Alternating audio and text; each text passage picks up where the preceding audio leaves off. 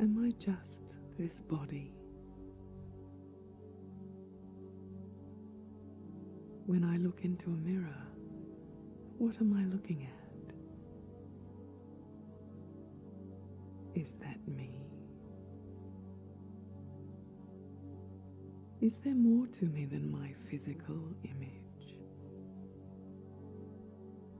When I introduce myself to others, how do I let them know who I am? I may start with my name, my occupation, my relationships, my age, my address, and other descriptions about my life. But these are all physical things. These are all external descriptions of me. Is there more to me than this? Who am I?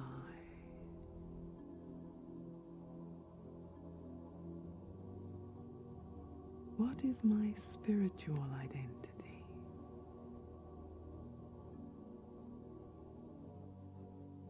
My spiritual identity.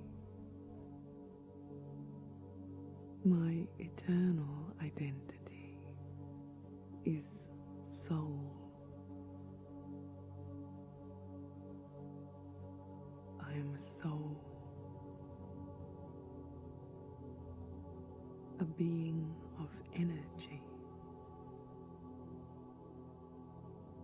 My appearance is like a tiny star, a radiant being of pure energy.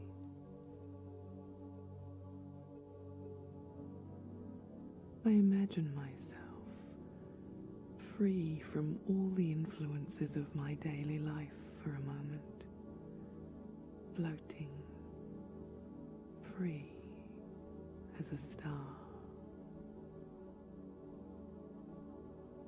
pure, vibrant, radiant energy.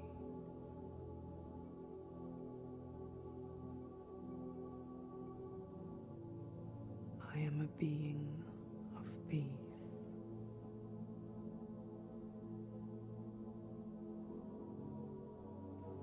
Not just a momentary absence of disturbances, but a very real and permanent peace.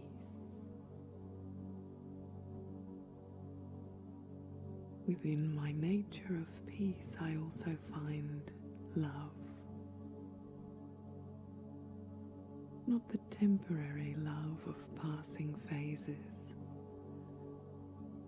but a deep sense of self-respect and compassion.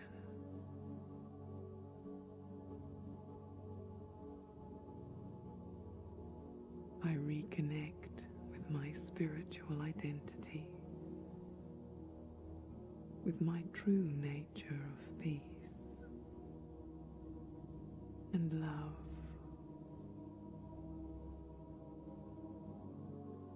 Gently, I sense that I'm sitting inside this body. My energy returns.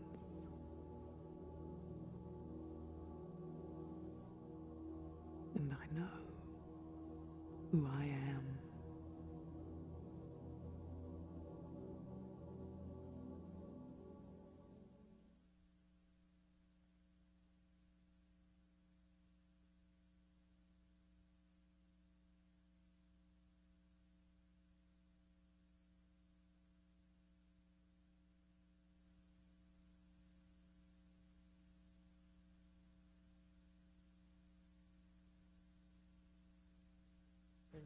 Resonance in our vibrations.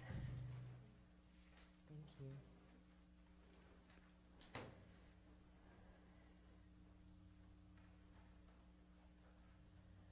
Om Shanti.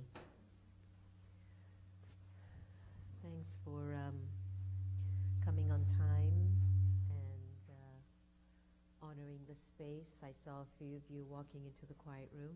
I really love that. As we shared in our first encounter together on Monday about the importance of us being here, like it really is about transformation here, and to what extent we really deeply, sincerely want to change ourselves, right? So I trust that you all had a nice Monday night, Tuesday and Wednesday. And before we go into the continuation of the Raj Yoga sessions, how was it for you when you went back on Monday? Any sharing? And how was your Tuesday? How did you experience your homework assignment of being the detached observer?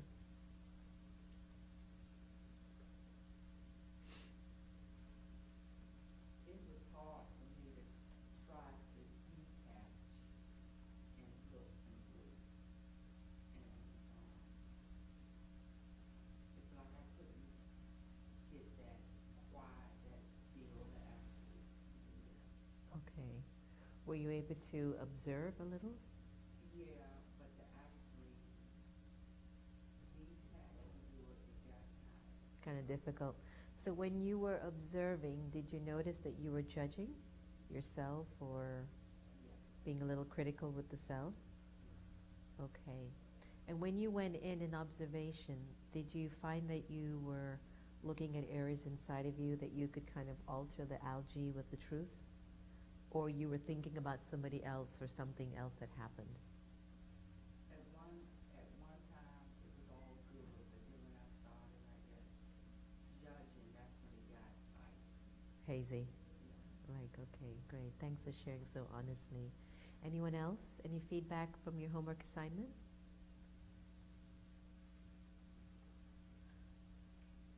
I had an interesting thing that happened. I had a friend who misconstrued something and sent me a very unpleasant email. Actually, I got it on Tuesday. And although I wasn't following the entire path, what I did take away from the class was to try and observe these things through love. And I mean, she was very harsh.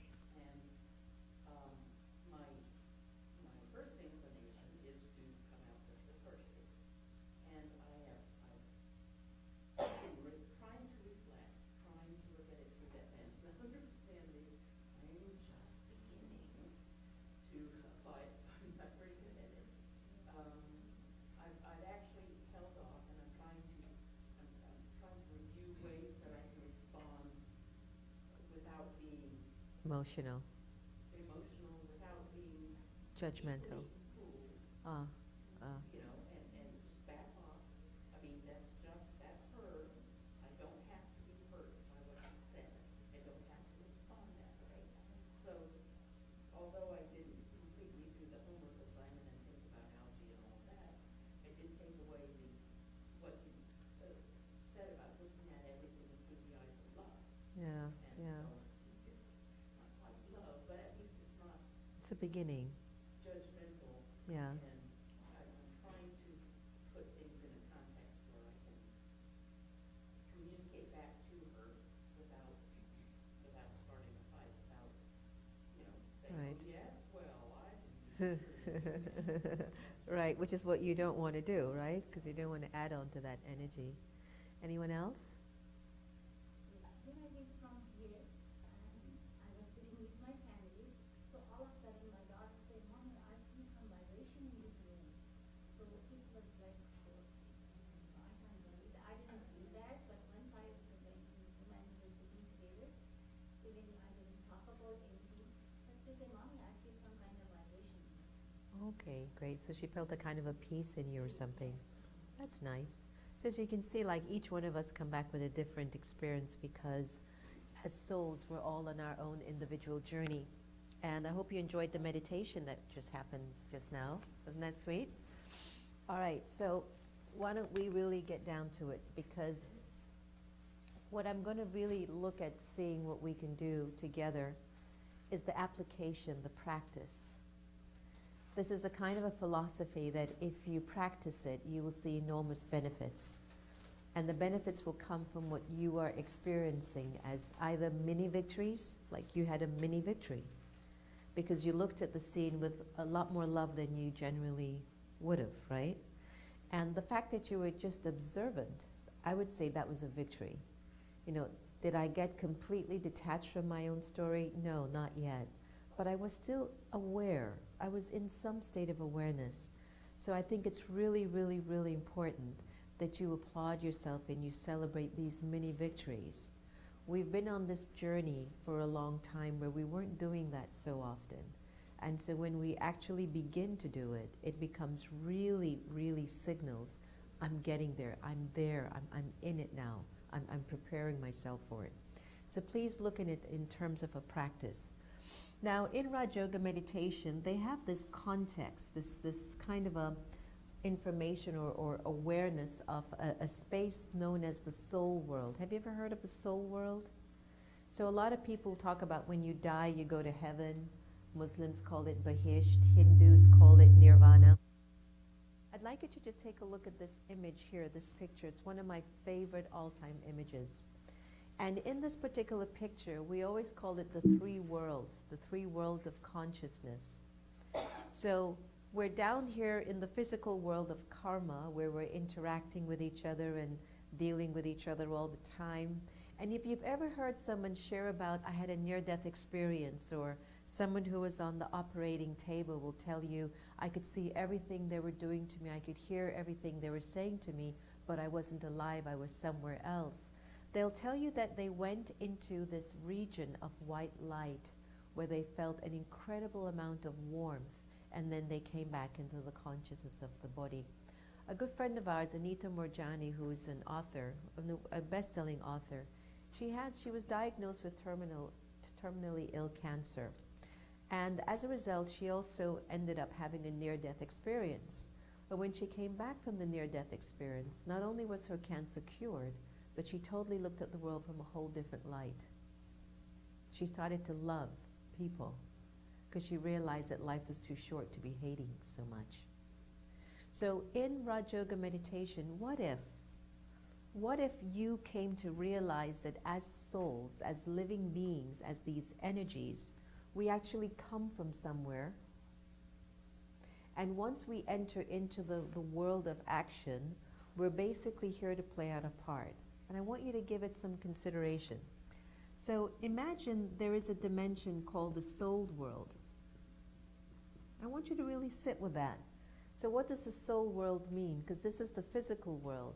So the soul world will be a region where there's just energy, there's just light, there is just a lot of detachment, there's a lot of freedom in this dimension. So if you go into if you go up into the sky, you pass the clouds. You pass the clouds, you go up 20, 30, 40, 50,000 feet. You go beyond the pulls of the gravitational pulls of the Earth, and you end up in the galaxy. And then you even try to think about what my thoughts would feel like if I even began to imagine what would life be like beyond the galaxy. You would start to feel like there is no more thoughts that are basically physical pulling you. So if you thought about what the soul world is, the soul world is a place in which you don't feel any more pulls of karma. Isn't that amazing? So it's a state of consciousness, it's a state of mind, it's a state of awareness. If there are thousands and thousands and thousands of people throughout history who have come back and told us there's something that happens even beyond this, there's something more, we're not loving enough.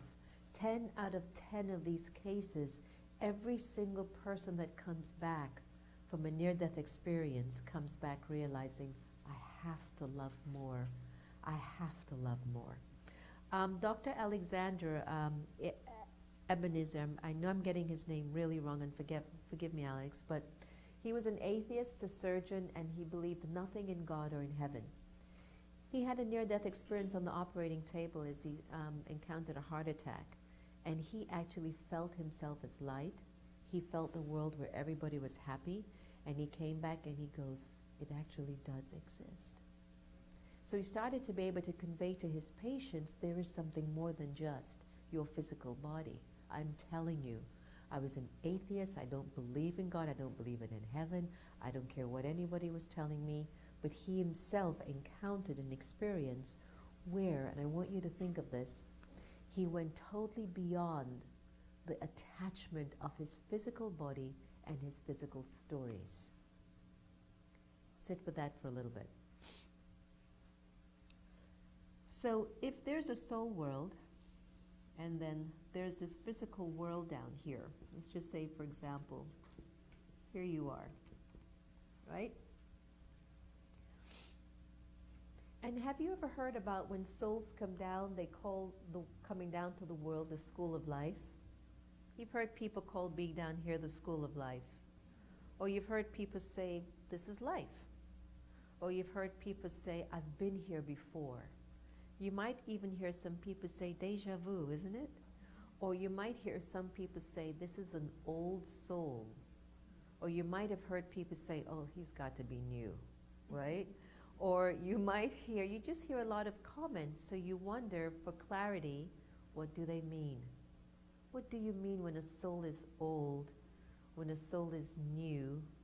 What does it mean? So then I think about this whole idea of soul. If we are souls and our original nature of the soul is peace, and when I'm truthfully being myself, I'm soul conscious. When I lose sight of being myself, I'm body conscious. Then it means I'm going through a lot. I'm going through a lot of various experiences, because if this is who I am, why do I feel like this?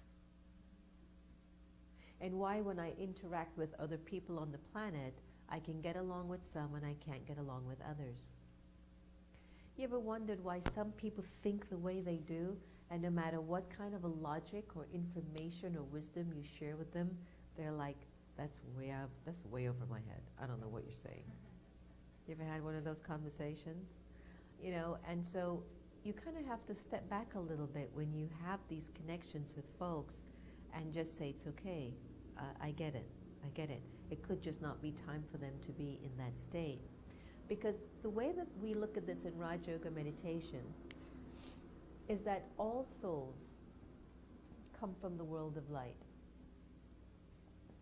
Call it what you wish, and don't get trapped in language.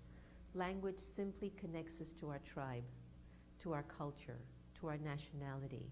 But all language basically means very similar or same stories. We just say it differently, but it's the same thing. Milk is milk. And what do they call milk in Hindi? Dud. And then what do you call it in Spanish? Leche? Okay, and so it's milk, right? So don't get trapped in the language. So be very, very released from your language familiarity. So if all souls, now let's just take a little time here. I mean, where did all these people come from? Where did everybody come from? You have an answer? They all came from God. What a wonderful answer. Did you hear that? Oh. So because all souls come from God, in which God resides in the soul world, then we have to think about that we have a lot in common with each other. That there's got to be something that we have in familiar with one another. That we all come from the same energy space, but once we got down here, we just started to forget that. And because we were so attached to the gender, the race, the nationality, the language, the culture, the country, we started to not get along, trying to find our own superiority by trying to put down one particular group of people and consider or market myself to be higher. So thus, as a result of that, generations upon generations, years upon years, centuries upon centuries, thousands of years later, here we are so indoctrinated thinking blacks are better, whites are better, Chinese are better, Indians are better, English is better, Spanish is better, Hindi is better. Have you ever heard one culture say, our culture is not so good? Never. I've not heard it yet. Have you ever heard an Indian say, Indians aren't good, you know? You ever heard an African say, Africans aren't good? But you might hear an Indian go, you know, Chinese are not good, you know? And then the Chinese might say, well, you know, Americans are not so good, right? But we generally don't speak about ourselves as a tribe, like we're not good unless we're with each other. We might have our little personal conversations, but we won't talk about it much to other people. So a lot of the attachments that we have to our form is because when we left the soul world, we forgot what we had in common, and we started to get so caught up in name, gender, role, religion, nationality, language, and then time played a very big part. Give it some thought. Imagine if you start to meditate and remember where you came from,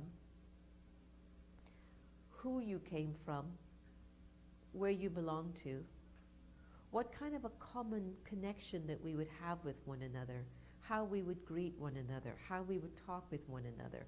And then when we would come down here, we just had to accept that, well, this is my part that I'm playing. I happen to be playing the part in a woman's body. I seem to be black, or I seem to be white, or I seem to be Chinese, or I'm a man. So I'm playing out a part, but it's not to my advantage to be so attached to the part that I treat you bad. And what has happened is that we have become attached to our parts, and as a result, we've lost sight of our worth.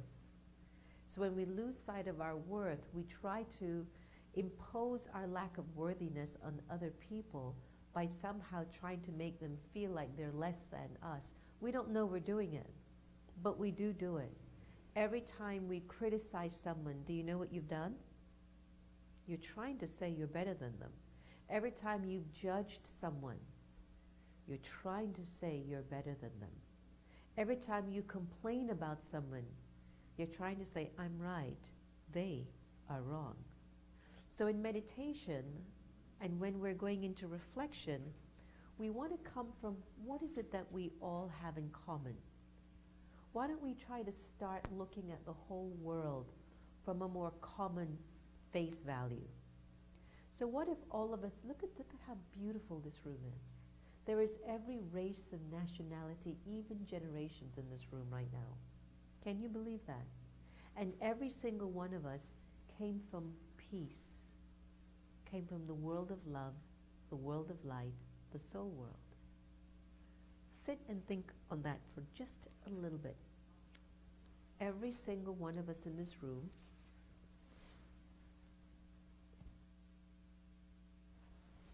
came from light, came from love, came from peace. Every single one of us in this room came from light, came from love, came from peace. And the reason why we're not living like that right now is because algae has taken over our experience, that we don't remember where we came from and why we're here.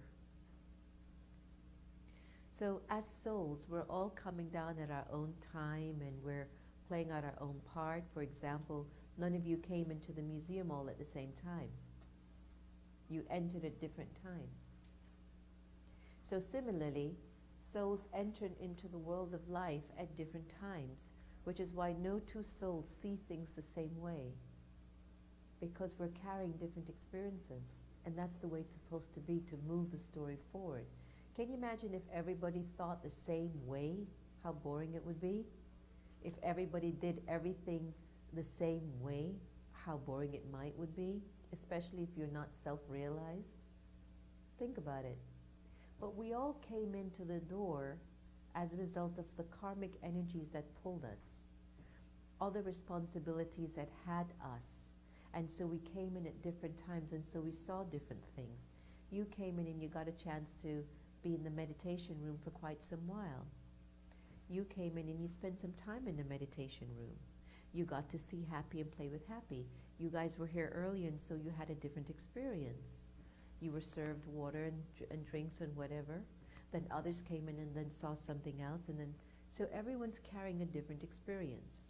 So one of the reasons why we don't always meet eye to eye is because every soul comes in at different times. So they're carrying a different story. And the way that we can find equality or the way we can find peace or some sort of alignment with each other is if we all started to remember where we originated from. And I find that fascinating. That if we can just remember where we originated from, we can at least start to meet each other from a place that is like neutral. Knowing that we must come through, we must be here at different times so I can see you understand things differently. When I came into the Brahma Kumaris, and you have a lot of elders in your in the spiritual community, and some of them, you know, are around for quite a long time. And I used to wonder, why is it that sometimes I trust you, I know what you're saying, but it was as if I couldn't always grab the depth of what they were saying to me, and they couldn't grab the innocence of my enthusiasm. So it might seem like we had differences, and we did, but there really wasn't any difference when we would both come from the level of the soul awareness and remember where we came from and who we belonged to. It was like we had no difference, there was just love. So a lot of us talk about the importance of love, and sometimes we find ourselves having to push the love forward rather than the love being natural. So one of the ways to build natural experience of love is to practice to detach yourself more from your physical story and try to remember where the soul actually comes from, just to get a very similar remembrance of where are we from. There's got to be something that we definitely hold in common. Physically, no one in this room looks the same. There's every nationality, race, gender, and generation in this room. It's so beautiful to see from my perspective. Right? And so, yet we're all one. Because we all come from the world of silence, the world of peace, the soul world. But we've all come down at different times, so we're all playing out a different part. And if each of us can understand that, we can stop fighting with each other. When I understood that, it was that I just didn't have the experience my elders had, and that there was nothing wrong with that. I just haven't caught up to where you are. That it released me from having any waste thoughts about anyone. Because I knew ultimately we all come from here and we're all going to go back here. So the most important thing for me to be and do is to be a good person and be, you know, a well-wisher until I can figure it all out for myself. Did that make sense to you? So whether it's somebody in a position of power, whether it's someone homeless on the streets, whether it's someone working in a department store, in a corporation, whether it's someone flying an airplane, driving an Uber, running a museum, whatever it might be, every single one of us originated from peace. We all originated from the land of silence. And I think that's why when the algae comes in, we are so shaken up and we just don't know what to do with it. And that's why when we choose to meditate, we're really choosing to return to our original self once again. So let's take a look again at this image on the wall. In your meditation, you're aware that you're in your body and you're physically playing out a part. You're aware that every single soul on the planet, if it's 8 billion of us, so shall it be, that every single one of us came from a place that was good. We came from peace, we came from the soul world, we came from silence, we came from God. So that means we have something in common. The question is, can I meet you from that base principle? Here's a very simple experiment.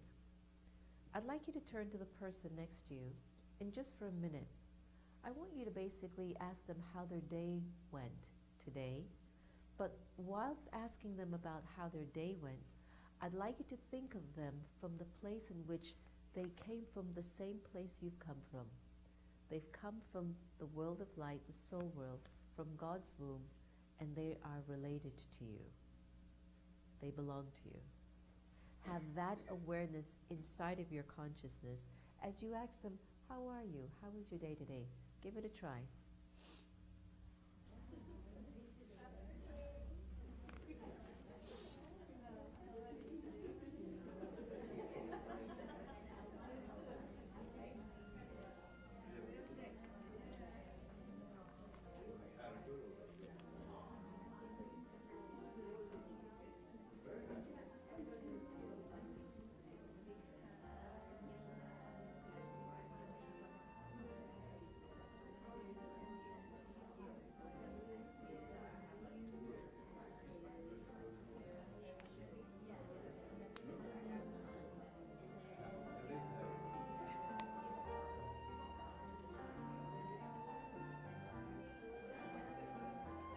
Whenever you're ready, just come back into the room.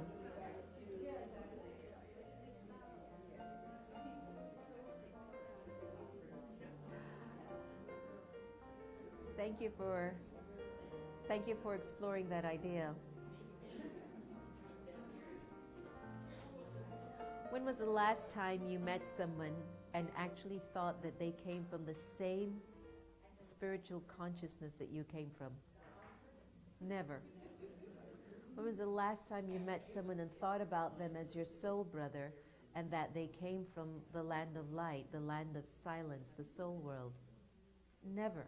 Very rare, if ever.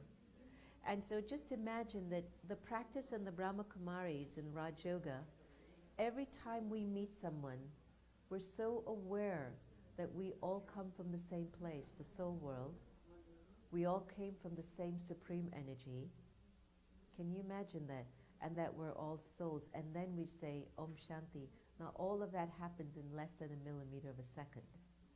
Because when you now gain that knowledge about where we're from and who we are, it's just in your base. I don't try to convince myself I've got a great tan. I know I do. I don't have to try to convince myself it's a great color. It just is, right? And so in the same way, you don't have to try to figure out, am I really a soul? Has really the soul come from a higher dimension of consciousness, the land of silence, the soul world? And am I really down here just playing out my part? Yes, you are. And so the interesting thing about the experiment that you just did is that it creates a feeling in you to begin to speak to people with honor. Because when you honor yourself, it's natural for you to speak to others with honor. Your friend who misconstrued your communication wasn't honoring herself, so she couldn't honor you in her email. But if you have honor, you won't receive her letter with that because you're aware where she was coming from, but you respond with honor because that's who you are now. So the trick about this idea is that because we're not fully experienced in the spirit of our own personal spiritual honor, we're still we're like intellectually trying to convince ourselves, I have this, right? I am this kind of person, am I not? I am this, right? And so life will give us a lot of opportunities in which we can keep practicing it and practice it until it becomes our natural nature to come from the remembrance of who we are, souls, and that we did come from a higher dimension of consciousness, the soul world, and that we are here playing out a part, and that because we've played out so many parts, our algae has replaced our true sense of self, and now I'm at a particular period that I'm ready to get myself back through remembrance. Now, did you ever consider where all of your challenges come from? Did you remember on Monday we talked about relationships? Remember? What else? What were the other 3 core areas in our life that are very affected? Relationships, finance, remember? Health, and what was the other one? And the mind. Okay. So I want you to think about this. Let's imagine there are all these souls, right? 8 billion souls in the soul world. Remember that diagram of 3 worlds of consciousness. which means that there's a place that we all were at some point before we entered the womb of our parent and just came out and started to play out our parts. I find that fascinating because if you do your research, in the last little bit over 100 years, the population on the planet was only 1.4 billion people. So can someone tell me why in the last 120, 30 years, the population has multiplied itself 7 times over? Can anyone give me any proof? What's going on? Why is everything speeding up so fast? Why is everyone coming in all of a sudden? Why didn't they do that 2,000, 3,000 years ago? Why wasn't the population 4 or 5 million? Is it because we didn't count? Is it we didn't have a census? I don't think so, but just food for thought, right? But I want you to think about this, that what do you think is responsible for creating obstacles in all these areas of your life?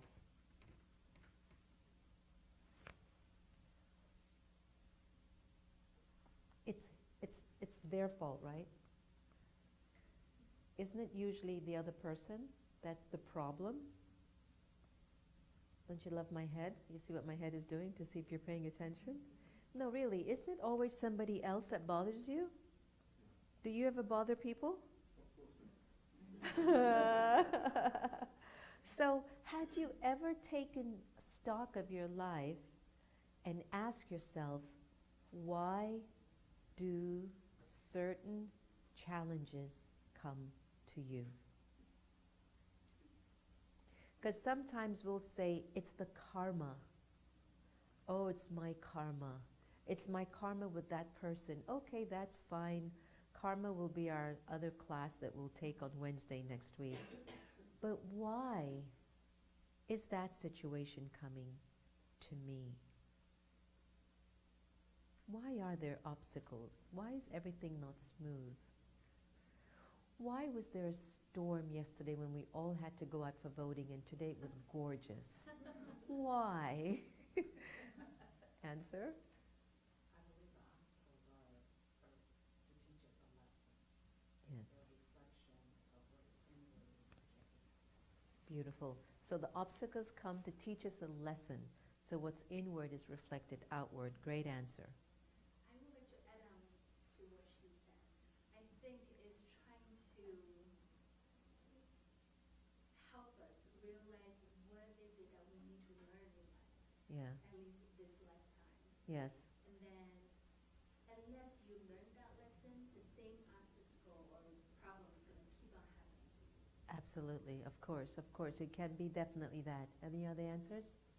I think it's like we all are looking for the growth and looking for that peace in our life, and the only way to get to that peace is to Through pain and suffering.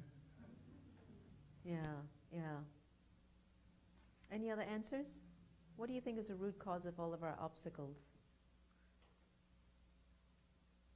You ready to find out? Are you ready? And when you find out, you think you're going to be able to deal with it? Huh? Oh no, Sister Jenna. Take a breath. Exhale. What is the root cause of all of my challenges?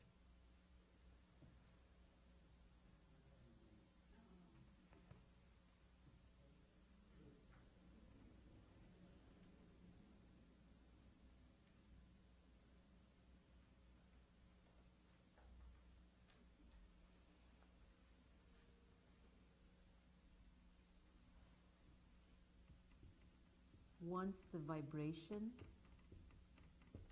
is recorded in the soul, the vibration attracts the matching energy. Whether it's a little bit higher or a little bit lower, it attracts the energy. Now, some of us really hate that formula because what happens is when we accept that we've moved very far away from who we really are, it means we have to become accountable to ourselves. We're going to have to become accountable, responsible, and we are the ones who are going to have to make the change. It won't be the situation outside of me anymore. So when we say that we are here to learn something, we are. So as a result of the algae can initiate so much pain that we begin to explore ways to get out of the pain, realizing that the way to release the pain is through remembering my original worth and quality. Every time you overcome a challenging situation, you find that a better version of you starts to emerge. It's the most incredible reality that every time you find yourself in a very challenging position in life, it's as if a better part of you, a stronger part of you is birthing, is pushing out, is pushing through you. And it wasn't pushing through you when everything was fine. So it's almost as if the algae that's recorded in the sanskars, remember what they were, right? The sanskars, is that the both quality of the sanskars, the algae sanskars and the real sanskars of who we really are, they're having some, it's getting a little bit convoluted, it gets mixed up. And as a result of that, all of my challenges are coming because this energy is still recorded in the soul.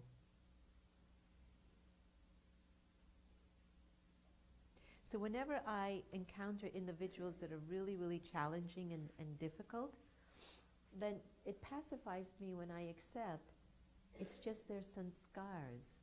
They don't mean it. It is their sanskars. But then if it's in front of me and it's bothering me, then I would ask myself, why did I bring this soul in my life? Is there something I as a soul, as an energy, I need to give so then I can get rid of that energy? So let's say if the pain is coming from the loss of someone, attachment, or I've lost some money, or I've lost my health, and I was always healthy. And my pain isn't the loss of the health, but my pain is coming because I was attached to being so healthy. So now the pain comes that I'm not familiar with this feeling. There's some people that I know they're always in pain, and it's almost as if it's just normal for them. Now for me, like if I get a little toothache or something, it's like, oh my God, because I'm attached to being healthy. So it's a bigger issue.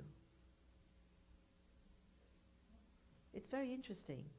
So in a similar way, if you're attached to a human being and they leave you, it's not the person, but it's the energy of attachment that's giving you the suffering. I was speaking to a couple a few years ago, and they were supposed to have gotten married, and unfortunately she changed her mind before they went down the aisle, and it devastated him. And they're both a wonderful little couple, but they were moving really much too fast. However, his pain was very severe, not because she left him, but because of his attachment to her. Because you and I both know that no one's guaranteed to stay in our lives forever. And nothing is guaranteed to stay in our lives forever. Don't we all know that by now? But don't we still suffer when it leaves us? Even though we know that is a reality, right? So the suffering isn't because the person leaves me or the thing leaves me. The suffering is because the vibration of the attachment is what's signaling me and teaching me I need to love more. Because when you love, you're very relaxed in setting people free. When you're attached, you fight to keep them. It's very interesting. So all of our obstacles and all of our struggles comes because the sanskars of anger, lust, greed, attachment, and ego are still very activated in our personality. So in order to reduce that, the practice of remembering that I am a soul and I do come from the soul world naturally and originally we're all from there, begins to reduce the intensity of this experience. Imagine this. Just for a minute, follow me. Forget your name. How does it feel? Forget your gender. How does it feel? Light. Exactly. Forget the role that you play. You're no more anyone's mother, wife, auntie, uncle, sister, friend. Forget the titles that you have. Forget your religion. Forget your language.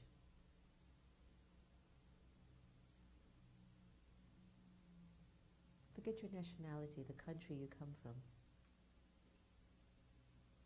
How does it feel? Forget your body. Just be a soul.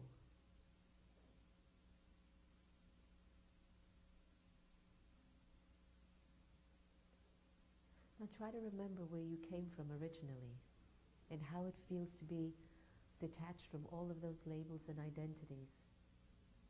See if your energy doesn't start to feel like it's pulling up, like it's becoming vast, like it's pulling up and becoming bigger, like vast. Do you feel it? Like you're beginning to feel free, like everything is open to me.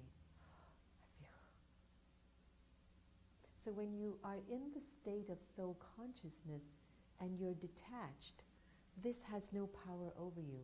That means your obstacles reduce. So the more you are in your soul conscious state, the less algae becomes a very strong energy in your personality. And so your obstacles are just so much more less than what you thought they were before. Because you're feeling something differently. And the only reason why we define our obstacles and challenges and the dark night of the soul and the hell that we go through and the breakups and the loss, the only reason why we define them as one of the most worst period of our lives is because of the way I was looking at it. Fascinates me. Has a friend ever told you about their problems? Yeah? Anyone here ever had a friend tell you some of their problems? Okay, did you remember how detached you were? It's okay, you know, he always does that. Haven't you been there? Like you go, it's okay, it'll pass. Dr. Smita, how many patients do you see per day? And how many problems do they talk about? And you're like, it's okay, keep yourself happy, don't worry, it's going to be fine, right?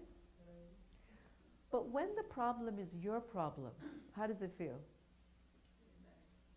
You ever notice when it's happening to you, why can't you be as detached about your own issues as you were for your friends when they told you? Got it? All right, please always remember this. Whenever you go through any scene that it seems as if you're losing someone, losing something, go, but it's just the way I'm looking at this situation. If it has to happen, it has to happen. But I can't keep allowing this energy to dictate how I'm supposed to feel. Because every time algae comes into my consciousness, it doesn't feel good. When I don't feel good, I'm disempowered. Because there's no nourishment greater than the nourishment of happiness. Do you remember this now? Always remember, when you listen to your friend's story, you're like, it's okay. But when it's you, why is it not okay? And that's all because I'm attached to my story. And that's the only reason why I can't find a solution. So when you practice letting go of your name, your gender, your body, your religion, you start to feel like your energy is getting lighter, and then you start to find answers. Because you're no longer looking for answer from this dimension, but you'll be looking for answers from this dimension. Because what we have to learn is how to be this again. Okay? Give that some food for thought. Sit with that for a little bit. Are you okay? You hanging in there with me? I love how you all are so deeply introspective. You're like, oh my gosh, I came here to meditate. I'm getting a whole different thing. It's great though, isn't it? Don't you feel like you're getting tools that will last you for the rest of your life in the classes? And they're priceless, I'm telling you. They will always be useful for you. So let's go on to our second class. I just went over the first one because we have some good time today. Can I erase this? Yeah? All right. I might have to ask my little friend back there to come and help me when I'm ready. All right. So we've talked about the soul in the first lesson. And in Raj Yoga meditation, one of the most important focus in our meditation practice is to focus on the supreme energy. The reason why sometimes we just can't do this by ourselves. We don't feel strong enough. Have you ever had a really positive thought but no inspiration? How many of you have woken up in the morning and wanted to do exercises but just couldn't move the body? Oh, I hate that, don't you? It's like, I want to do it. I don't know why. My head is so busy that I should do at least a few sit-ups, and I'm like, oh God, no. So you have the thought, but the thought doesn't have the power. And you're like, why don't I have the power to put into action what is good for me? Algae. Now, if I can get algae out of the way, I'm going to really be super okay. So again, let's go back to the soul world. All right? The world of absolute supreme consciousness. And I want you to imagine that in the soul world, there's a supreme being. Sit with that for a little bit, as we discussed earlier, that we do come from somewhere. We do come from a collective, some supreme energy. But because of language, geography, we have given certain things names, identifications, and cultural restraints. So what if the whole notion of the supreme energy or God belonged to nobody? What if it belonged to no specific person? That's what I should say, but it belongs to every single one of us. To me, I find that so leveraging. That your God, your God, your God, your God, your God, your God, your God, it's all of our gods, and we're fine with it. But you know what? I call my God Jehovah. Oh, that's nice. I call mine Krishna, only because in India, that's what I call God. Oh, that's wonderful. What's India like? Tell me a little bit about your culture. Well, you know, it's rooted in deityism. Oh, wow. In Christianity, you know, we just believe in the last 2,000 years the prophet came and totally reminded us of God. And we started to wake up again to Jehovah. Imagine if the world had conversations like that. Wouldn't that be fascinating? That you were more curious to find out more about each other rather than afraid to share with each other, to lose the illusion of thinking my religion is superior than yours, my interpretation of God is superior than yours. Now, if anyone's in the room who says, Sister Jenna, I really like coming here, but really I'm not here to learn about God, that's fine with me too. Then instead of that, just believe in good. It's the same energy. The difference with this, though, is that it's equivalent to the power of an ocean. It's that powerful. So here's what I'm trying to say to us. And I love this, by the way, right? So here we are in our bodies, right? So here's the soul. We're in our bodies, right? This is the soul. Each time the soul has a connection with the Supreme Soul, it begins to experience the power of that force. And the more the experience of that force is coming into my personality, it begins to reduce algae. Because what good is light. And what algae is an absence of light. So algae is a lower vibration, and love, peace, and purity is a higher vibration. So here's what I'm saying to you. When you practice meditation, your mental internal journey now is to go higher in your quality of remembrance, in your remembrance of how you can be as a personality, in your divinity, in your sacredness. So that means every time you might be down here on the planet Earth, right? You're Mary Jane, Sally Sue, whatever you are. You know, you're black, you're white, you're pink, you're blue, you're Chinese, you're Hindu, whatever, right? So every time you go up here, you start to feel a vibration. Again, go back to the exercise I just did. Forget your name. How does it feel? Forget your gender. How does it feel? Forget your role. Forget your titles. How does it feel? Forget your language, your religion, your body. Now, remember the Supreme.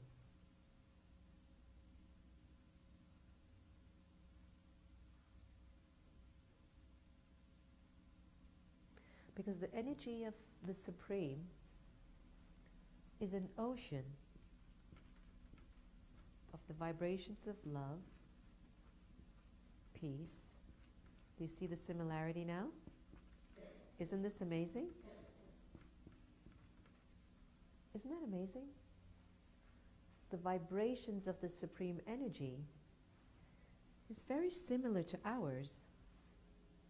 The difference is it's very powerful.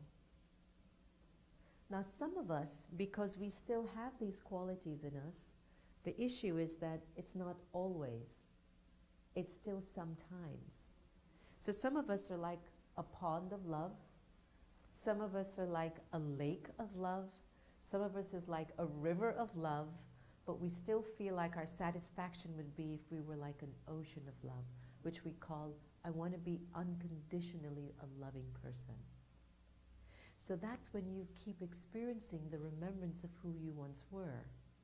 So in order for us to get the force, to get the power in the soul, we have to connect to where the generator of energy is. So imagine this is your plug, your thought is your cell phone cord, and this is you, the cell phone, and your battery's running down. Got it? So your battery's going down, you have to have a thought, this is your cord, and this is your outlet. And each time you plug in, you get charged. And when you're charged, you're able to use your apps and do a whole lot more with your life than if you're running on low. I love this. So now, when you understand the benefit of Raj Yoga meditation, you're understanding that not only is this about recharging yourself, but it is about accumulating your real sense of worth and remembrance of who you are.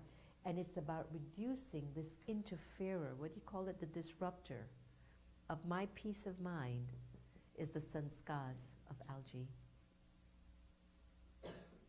And that's why sometimes in the mornings when I wake up and I'm like, okay, Jen, come on, just do a few sit-ups. You can do it.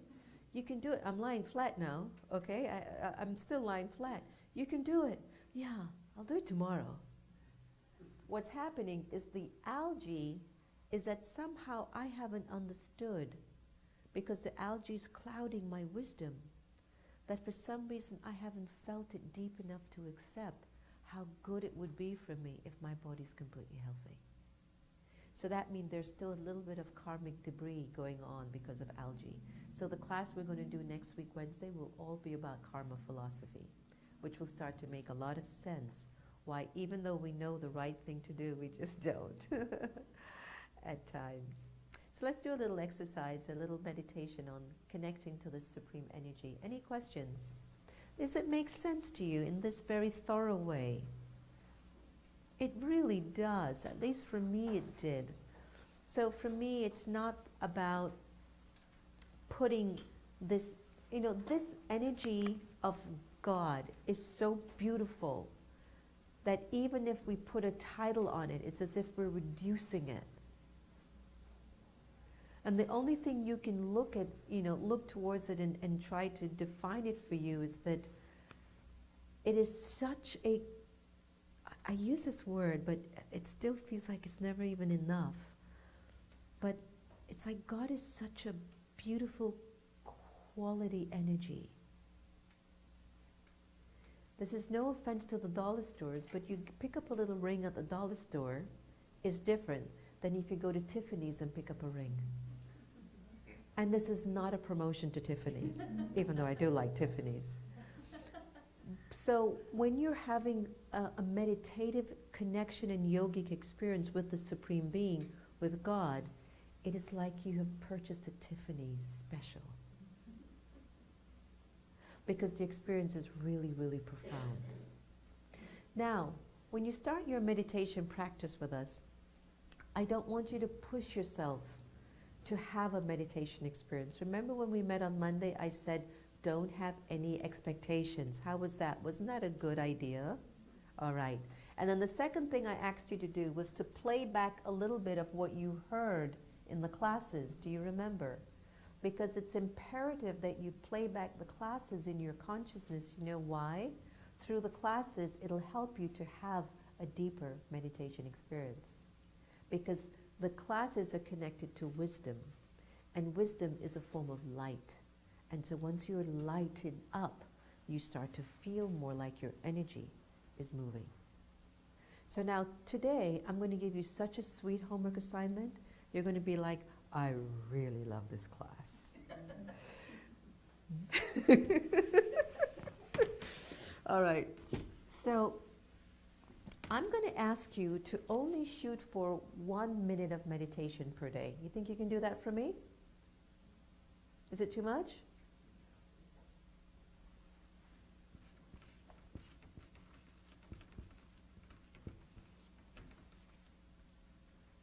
You've got 24 hours tomorrow and day after tomorrow until we meet again. And I'm asking you, attempt to just have 1 minute of meditation, which means detach yourself from all of your titles and labels and connect to Source.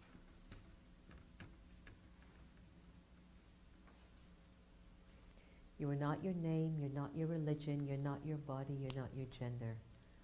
Just go to the ocean of love, the ocean of peace, the ocean of purity, to where you've come from. As our sweet little angel said, we came from God.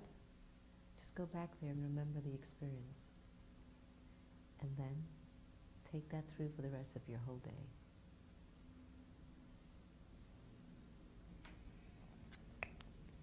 The second experiment I'd like to offer you for your homework assignment is as many chances as you get from tonight till tomorrow, I want you to speak to souls from the remembrance of the soul world.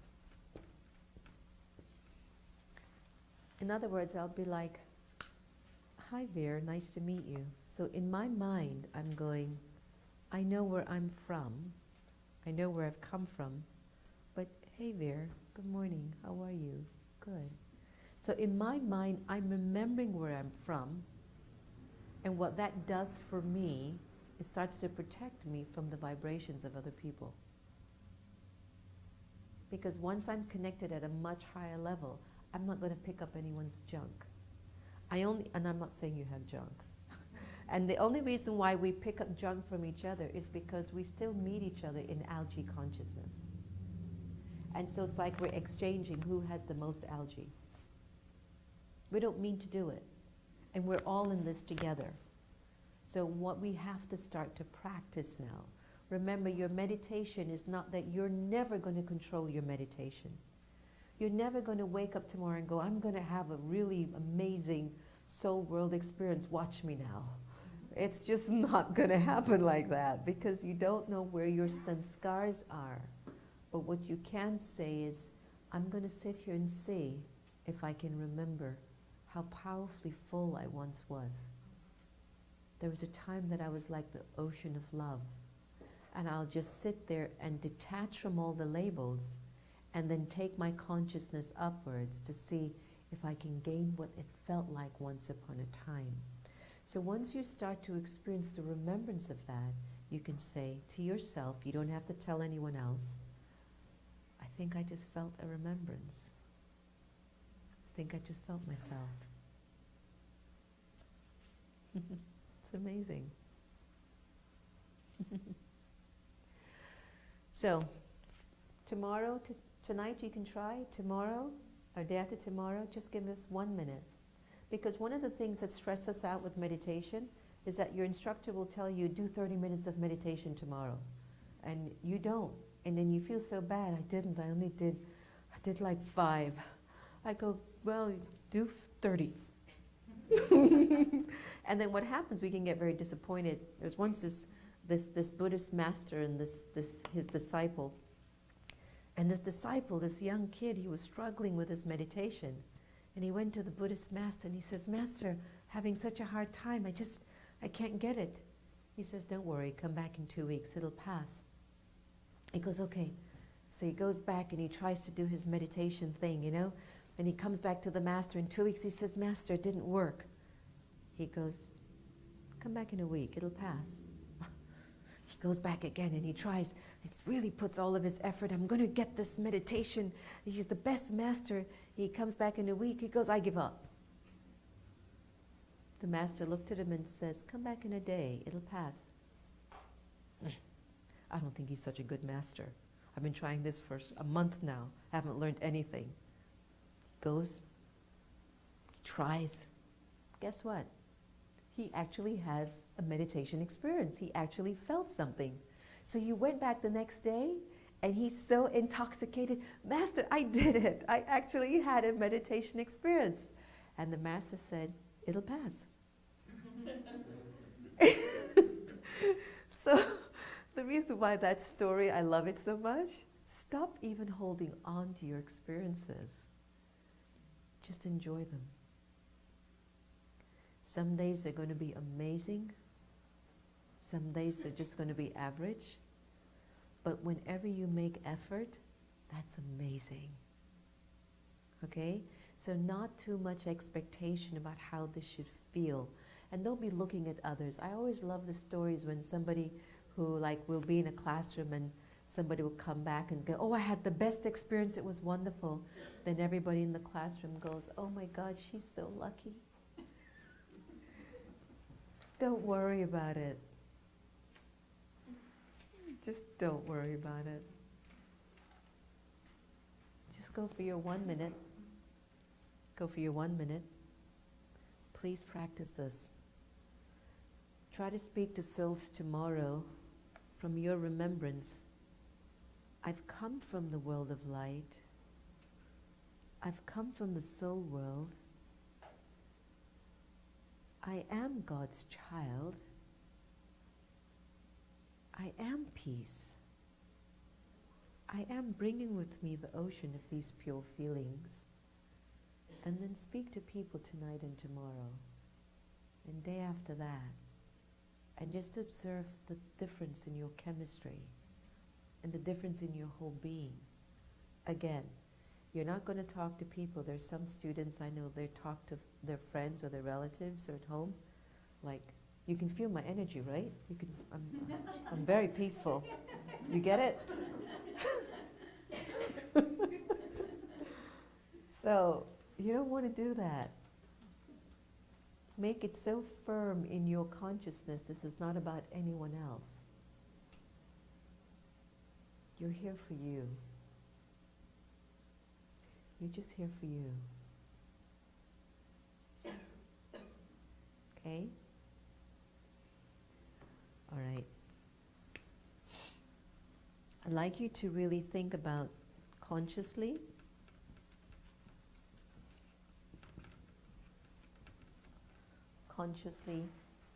and conscious food. I want you to think about, for the next 2 weeks that we're going to be together, if you can go 1 day without a feather, something that has a feather, just 1 day without meat. I know, it took a while to get around to, right? Chicken! Okay, if you can just do maybe just 1 day a week where you just consciously choose to say, I really don't know how this food is getting on my plate, but I'm hoping that it's being given to me from a peaceful place. Because if food isn't consciously prepared for me or given to me or brought to me, that's also going to connect to my karmic energy, and it will disturb my peace. So I just want you to check. I just want you to be open to it and just observe how it makes you feel to protect an animal, even just for 1 day a week. It's big. It's sort of like your 1 minute of meditation for a day is big. So you're not making a sacrifice, you're just basically saving a life. And why I bring this in so early in our program is that I felt that a lot of the students who practice here, and when they start to take care of their temple, drink a lot of water, try to refrain from a lot of alcohol, and try to eat healthier and eat mindful, and really just take care of their bodies, go to bed a little bit earlier, wake up in a good place, in a good state. They start to feel very quick shifts in this meditation sessions. They really start to feel a very, very big change. All right, last thing. I want you to check your first thoughts in the morning.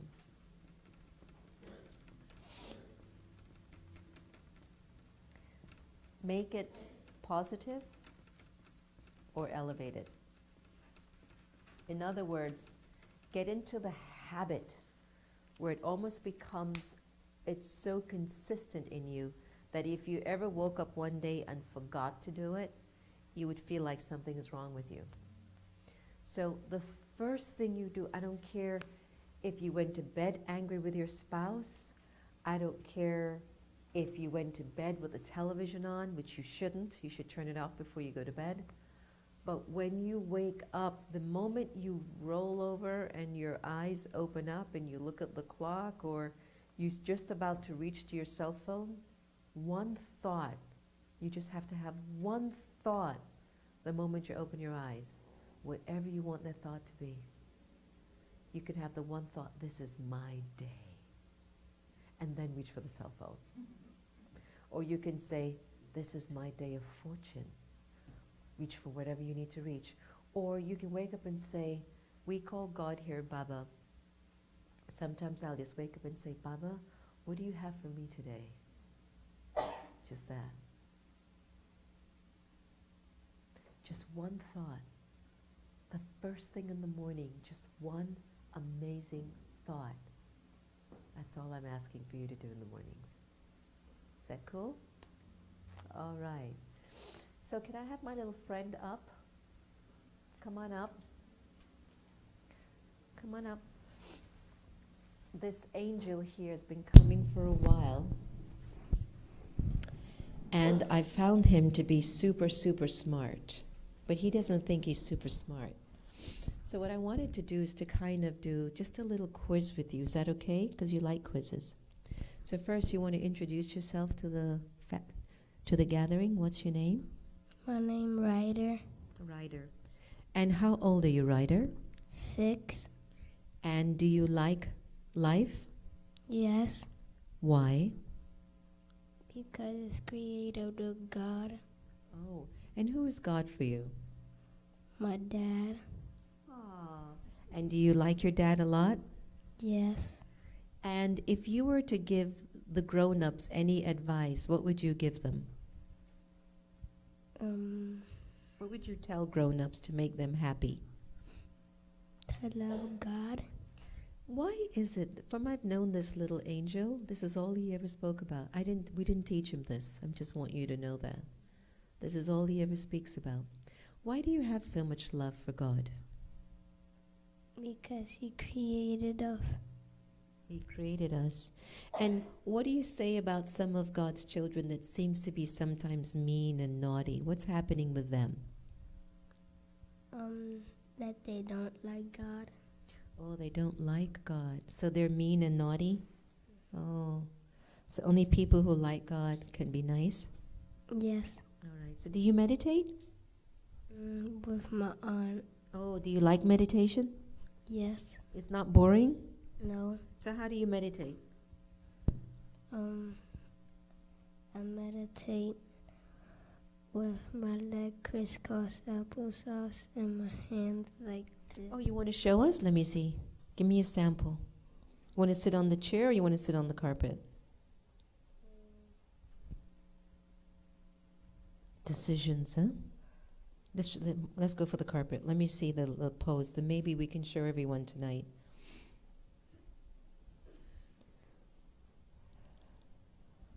Wow. Can we get a picture, please?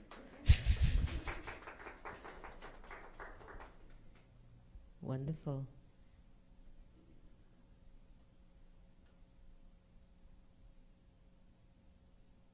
And what are you thinking?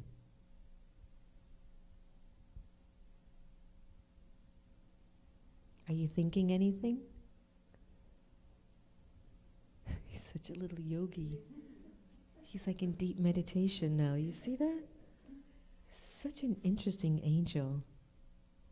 Okay, so adults, now you know how to sit and how to have meditation. Give Ryder a big hand of applause. Thanks, Ryder. You're so awesome.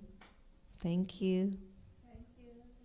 Don't you wish like all kids were like Ryder? All right, so let's close off with a lovely meditation. And any questions?